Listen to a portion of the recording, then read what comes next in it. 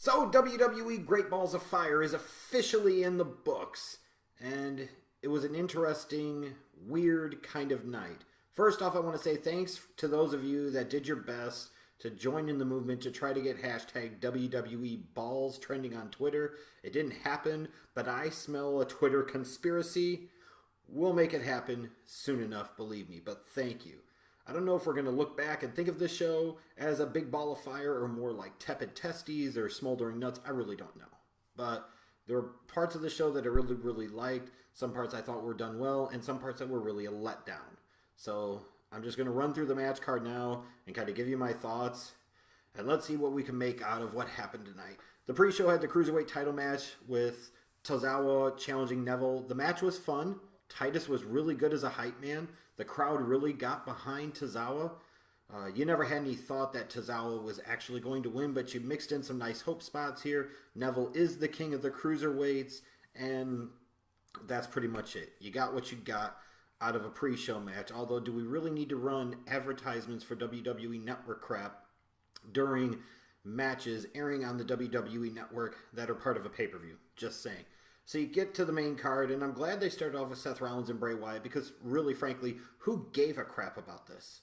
And if you're Seth Rollins, you got to be getting conflicting signals from the office because, on the one hand, you've been a multi-time world champion, you're the poster boy for the 2K18 video game, and yet here you are jobbing to Bray Wyatt.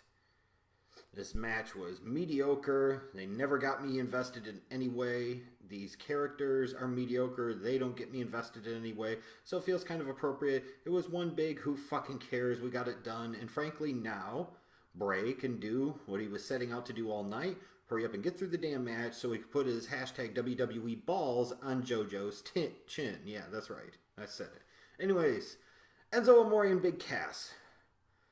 I'm sorry, but if my best friend betrays me, is almost paramount to your lady cheating on you, or if you're a lady or dude cheating on you, or if you swing the same side of the fence, your significant other cheating on you. I really don't think you're going to be dancing and laughing and joking and yucking and cucking and all that other crap. You're going to be pissed. You're going to be looking for blood and revenge. So it's weird to see Enzo still doing the dancing crap. I thought his promo was poorly timed, even though the content of it was very good. It was very long. If anything, though, I will say this. I wish he would have kept talking through Kaz's entrance music. That shit was terrible. Absolutely terrible. It sounded like 90s WCW jobber heel music. It was horrible. Enzo's promo, it felt like, was longer than the match, because I believe it was. And that's probably how it should be. Because you're in one of these situations. You got to have some type of blow-off to the story. And, of course, you rushed into this and split these guys up too soon. But ultimately, you had to do something.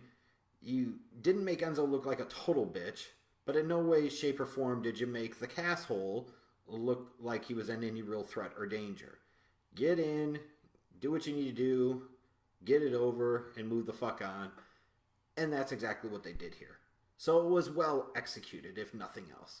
The tag team Iron Man match between the Hardys and Sheamus and Cesaro, at least the Hardys got a pre-match interview. That's an improvement. I just can't believe you bring in these guys with all the hype that you had for WrestleMania. It was really the highlight of WrestleMania when these guys came back after so many years of being gone. And you've done everything you can to butcher it and make them feel like just another WWE tag team. That's inexcusable. That shit shouldn't happen. And frankly, with this match, there's too little story to really care. And too many times of the different parties touching and the teams touching for me to really want to see them wrestle yet again and wrestle for an even longer defined period of time, a half an hour. And the first 20 minutes of this match were pretty mediocre. The last 10 minutes were really good. I don't know what the hell was up with at that one point with the ref and where the screw up came in. He counted to 3, but then we pretended like he didn't, and at least the crowd caught on and chanted, "That was 3, that was 3." It was just weird. But I thought we were going on to the whole either Warriors, Cavs crap from a couple of years ago. They're going to choke off a 3-1 deficit, and here come the babyfaces, the Hardy Boyz, come back to win. Or we were going to get a tie, or it was going to end up being a draw, or we were going to get sudden death. But they didn't do that. I thought the finish was executed really well. And that was about the best part of it. Like I said, the last 10 minutes were good, so it leaves a good impression. But now, what the hell do you do with the Hardys? And then what's next for Sheamus and Cesaro? I really don't know. One pleasant surprise of the night was the Raw Women's Championship. I feel really bad for Sasha Banks because she was getting fucked up here in all types of different ways. This match was low-key brutal. It felt real, and maybe that's because these two have some heat, have some tension between them. I don't know. But either way, I was enjoying it. It felt real. In a world of scripted, choreographed fucking flips and kicks and spots, this match felt like these two wanted to beat the hell out of each other. And part of that was because sometimes Alexa still doesn't know what the hell she's doing, and she frankly is beating the hell out of Sasha Banks. And we always got to go to the back with Sasha Banks, that poor thing. And I understand doing the whole Alexa chooses to get counted out. How ironic. The big Eddie Guerrero fan has an Eddie Guerrero finish pulled on her. But it's still a letdown. It's more of like, fuck that shit heat as opposed to fuck Alexa Bliss heat is kind of the way I see it. You could have done this where Sasha actually knocked out Alexa Bliss and she didn't answer the 10 count. You could have had both of these ladies fighting outside of the ring and it was a double count out. Maybe that would have been more effective. But even if you say, well, you know, that's a heel and that's what heels do. I'm not saying that it's not. And I'm not saying it was a terrible thing. I'm just saying when you watch a match like that, that was undercover pretty good and felt pretty real, if it was a letdown. These types of finishes are always a letdown, even if they serve a greater purpose. So I'm not going to back down from saying it was a letdown. Match was good. Finish was meh. And how often do we say that about WWE matches, frankly?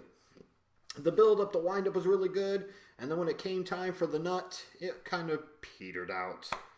That's exactly what happened. Speaking of petering out, Dean Ambrose. I would rather Dean Ambrose wash his hashtag WWE balls and his ass than get another title shot of any kind anytime soon. And apparently during the match, Dean's got some really bad gingivitis too with his bleeding ass gums. So apparently he needs to not only wash his hashtag WWE balls, but brush his teeth and use some mouthwash. But this match just was kind of there.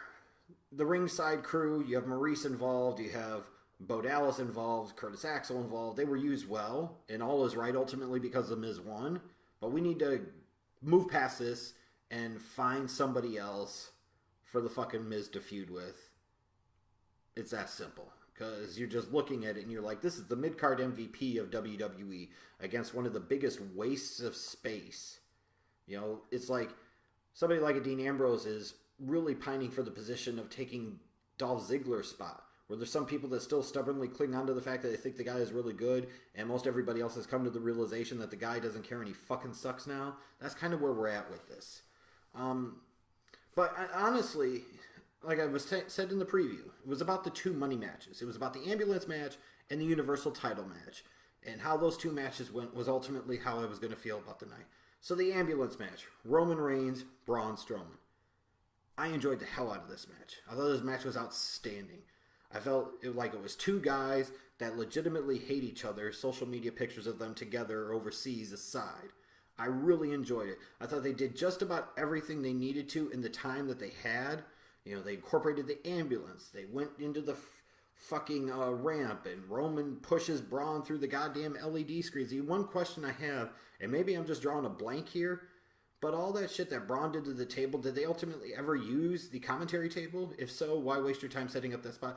I just legitimately don't remember. And I could be ass wrong, but I just don't remember. But the finish and the way they did it was well done in terms of Braun stepping aside as Roman's trying to spear him into the ambulance, and Roman goes into the ambulance, so Braun Strowman wins. Of course, Roman Reigns throws a bitch fit, and he ends up putting Braun into the fucking ambulance. They do the whole thing of what's Roman going to do. He's driving off with Braun in the ambulance, and he backs into this shit. And commentators, of course, talk about, I've never seen anything like that. You know, like when Stone Cold Steve Austin at Survivor Series 2000 dropped Triple H off of a freaking forklift or whatever the hell it was, and the car went down like this. Yeah, we've never seen anything like that. Hulk Hogan calling for a truck to fucking run into the ambulance that The Rock is sitting in. We've never ever seen any shit like this before. I wish they wouldn't pretend like this is the first time we've ever seen it. I wish, if anything, they would bring up stuff like that to compare it like that, because if anything, it's legend by association. You're doing crap that some of the greatest people in the history of the business, in the history of the company have done. That helps cement those guys. Stop insulting fans' intelligence when they know better. That's just frustrating to me. But what else is frustrating is, once this is all said and done, and especially once eventually they get the jaws of life and Braun comes stumbling out like he's 3 a.m. drunk, but he still wants more, people are talking about, is this a double turn? Did they turn Braun babyface here? Did they turn Roman heel here? First of all, Braun's been working face the entire time, frankly. He's been associated with Roman Reigns. He's not turning face. He already is a babyface. It's just simply a matter of cementing the status now. And as far as Roman Reigns goes, I mean, to really try to keep him and force him as a babyface seems illogical here, because a guy tried to commit attempted murder, at the very least, vehicular assault. But, to sit there and say Roman Reigns is going to be a heel, the WWE is still going to push him the way they're going to push him. I don't really see how this becomes a double turn where Roman is actually going to be booked like a heel. He's just going to be a heel in terms of crowd reactions. This didn't really change a whole lot. It just, if anything, cemented the reactions that both of these guys were getting. It was a big night for both of these guys, but in particular, Braun Strowman. Like, it's funny. You look at the Care Bear dude, and a lot of people are going to sit there and say, with this roided up Teddy Ruxpin looking like my roided up Uncle Udo, 350-pound dude you had some sympathy for, and after this you had reasons to get even more behind him. So it'll be interesting to see how the WWE follows up on this, because it might need to lead to some potential changing of plans on the long road as we look ahead to WrestleMania 34. So in between, once the ambulance crash happened and we're waiting for Braun to break out, Heath Slater gets a fucking pay-per-view match against Kurt Hawkins. That's right. The man's got kids, damn it. He's got kids. So we got him some pay-per-view time. Just kind of odd, because you're getting to the point now, you're looking at the clock, it's 10:50 Eastern Time, 9:50 Central. You're like, holy shit, we've still got the Universal title match to go on. How's this going to work? And a lot of people like myself are kind of fearing that this could just be a potential squash, that the WWE is going to rush this, or if anything, we were going to go over time. And why do we need to go over time? And that's a fair question. But this Universal title match, I appreciate the way that Samoa Joe has been presented so far in this whole program with Brock Lesnar, and the fact that he's not afraid, he keeps coming, he's the aggressor, he's not afraid, he's not going to back down, any of that shit. In a world of cookie-cutter chicken shit heels, it's nice to see a villain like a Samoa Joe be presented in that way. And this match started off really hot. At one point in time, I thought that they were going with the Schleg Daddy type of booking of, if you don't have to have the match, then why do it? Why not wait until SummerSlam? Especially once Joe was going out there and throwing Brock through the fucking table. I thought, wow. But then Joe backed off, and I'm like, shit. The heat felt like it was there. Why even have the match at that point in time? And looking at the way everything played out, maybe that's the way they should have went. Because this match got off to a really good start. And it was going good, and they were doing a good job of tying it into Suplex City and the Coquina Clutch. I'm a little confused as to why when Samoa Joe's got the Coquina Clutch locked in a couple different times and Brock grabs the ropes, the ref's not immediately counting and threatening to disqualify Joe if he doesn't release the hold. Somebody's got to clue me in on this one. But the match was going really well, and it was starting to feel like a big-time fight. And, you had a bit of a challenge to come back from the shit that happened with the ambulance match, because you're not going to be able to back into a fucking pillar or post or anything with your opponent in an ambulance like the previous guys were, so you have to come about this in an entirely different way and still try to get the match over. But they were doing a really good job. And then the finish was really Cena-esque. Like, Joe is majority dominating this match, even with Brock getting in some shit, and then it's an F5 out of nowhere, just one, and the match is fucking over. And you go from, holy crap, this could be really, really good and epic, even if it is going to be a one-off, to where it's like, huh.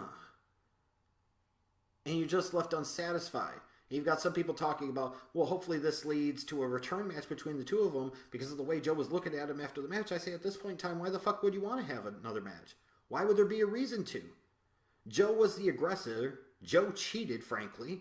Joe was kicking his ass for a good portion of it, and it only took one F5, and it was all she wrote. Why the hell do we have a purpose to have another match at this point? I don't see why. You go from this tremendous high of what this night really could have finished off as and what this Universal title match could have finished off as, to just sitting there and going, what the fuck just happened? And meh. And that really kind of encapsulates this whole night. It really does. Moments of, oh my god, this is really, really good. And then just some booking decisions, in particular the finishes, that make you go, In terms of recapping the night, the moment of the night was Roman rampaging, and then Braun eventually getting busted out by the jaws of life and stumbling around and going after Roman. That's awesome shit. The surprise of the night was Alexa Bliss's ring work. She's still brutal. I'm surprised she didn't seriously hurt Sasha Banks. This is by far the best I've seen her in the ring in WWE. By far, I think the best. And I think a lot of people probably agree with that. I think the worst of the night was having Joe do all this and having him look so strong just to have one F5 finish him off. And it ties into the biggest disappointment of the night, which was the Universal title match. You had a really good hot story going into this. This really was hashtag WWE balls. It was great balls of fire. And then the finish happened. And you just left like, eh. And this is like WWE's whole bag. So often, they tease you, they tease you, they tease you. And you get kind of sucked in and you get fooled into thinking that it could be something epic. Like they could finally be doing something right. And then it's like they fuck shit up to spite themselves. They fuck shit up just for the hell of it. They can't help themselves, or they don't care, or they don't know. And I don't know which one is worse. But it feels like with some of these other matches, if there would have been better stories, those matches would have been better served. And when it comes specifically to this main event, having the finish be done in a different way where it at least takes 2 F5s or maybe 3 to get rid of Samoa Joe, or you don't have the match at all, or you have some type of double countout, some type of washout, double disqualification bullshit, it feels like the night would have ended better. So I don't want to completely crush and bury this show, because I had a lot of fun watching it, from trying to get hashtag WWE balls trend to some of the stuff that did happen. I'm just really, really disappointed with the way things ultimately ended. And for a show that, like I said during the preview, was really about the 2 big matches, one of the 2 big matches really disappointed me. It's hard to call this a great show. So like I said, instead of it being great balls of fire, it feels more like it's smoldering nuts or tepid testes. But you're free to chime in on what you thought about this show, what you thought was the best and worst of the night, what you thought about the 2 big money matches. I thank you for taking the time to watch this as we try to hashtag make wrestling fun again. Make sure you hashtag subscribe or die to this channel if you haven't done so already. Because remember, here at OTRS Central, it's not the wrestling show you want, just the wrestling show you need. Thank you, everybody. Goodbye.